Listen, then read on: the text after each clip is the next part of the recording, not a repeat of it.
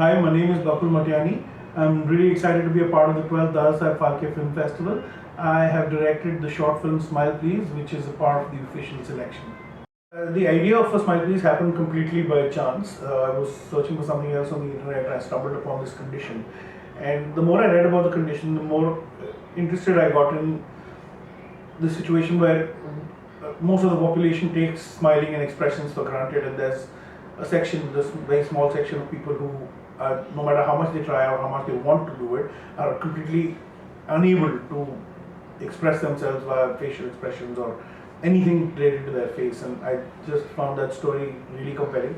I found that condition so limiting in such in a way that is not comprehensible by most of the people. Like, you can understand a blind person's disability or a deaf person's disability, but to be able to understand the disability, the inability to express, is something that none of us really think about, and I think it's something that we need to at least be aware of.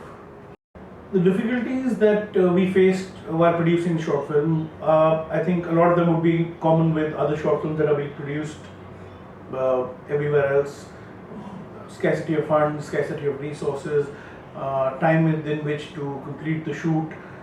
We had similar issues. We didn't have an outside producer, we didn't have any kind of studio backing, so we put in, me and the DOP, we put in our own money, we shot the film with our own money. So we had to plan everything down to the last detail so that we wouldn't spend any time on shoot which would be wasted with anything else that was superfluous or not needed eventually at the edit. The biggest hurdle people have been facing in the last 2 or 3 years almost now is the COVID pandemic, and we had to let go of a couple of pre-planned collaborations and find replacements. But we lucked out, and the people that we eventually did find who did work on the film were really great, and everyone's done their best on the film, and we're hoping that the audience agrees with that. People who watch the film like it for what we've been able to do within those limitations.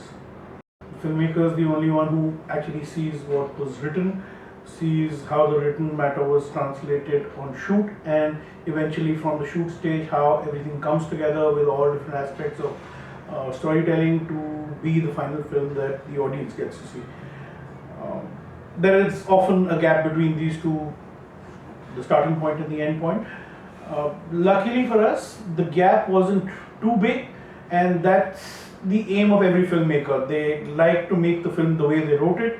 Having said that, there are places where there are parts of the film that you see now, that I see now, and I feel that this could have been better or that could have been better.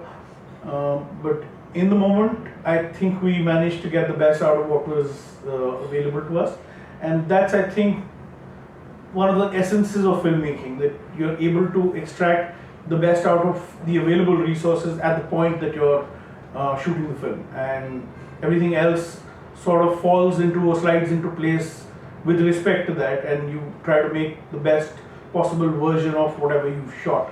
And I think we've managed to sort of hit that target in some way. I'd like to think that the target audience is everyone who is not affected by this condition.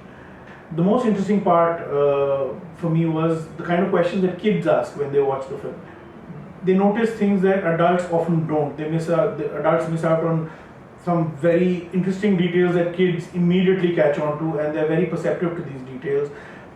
One of the kids had asked about the travel direction of the scooter that the father and son are traveling on in the morning, because one shot has it in the wrong direction and says, why does it travel the other way if he's going that way?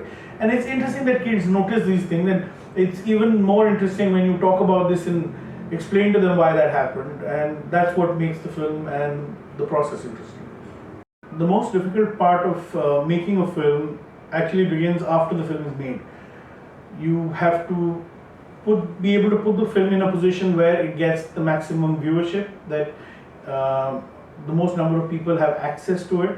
There are difficulties, there are challenges within that, because a lot of places prefer to have a film with a star because it comes with immediate eyeballs and immediate viewership because of the star value. Having said that, I feel that in the short film space, at least, that exhibitors should start taking, and they ought to, because if even the film space is not a place where you can take a risk with what you're willing to exhibit, then it's a really sad day. And we're hopeful, we're trying to find a partner that understands that mindset and is willing to take on a film like this which doesn't have any obvious star value, and help us get it to the audience that I think the film deserves. A big congratulations to all the participating films and filmmakers of the 12th Dada Saheb Phalke Film Festival. Thank you so much to the organizers for putting a great festival together, and I hope that the attendees have a great time watching all the films that are a part of this year's bouquet. Thank you so much. Have a great time.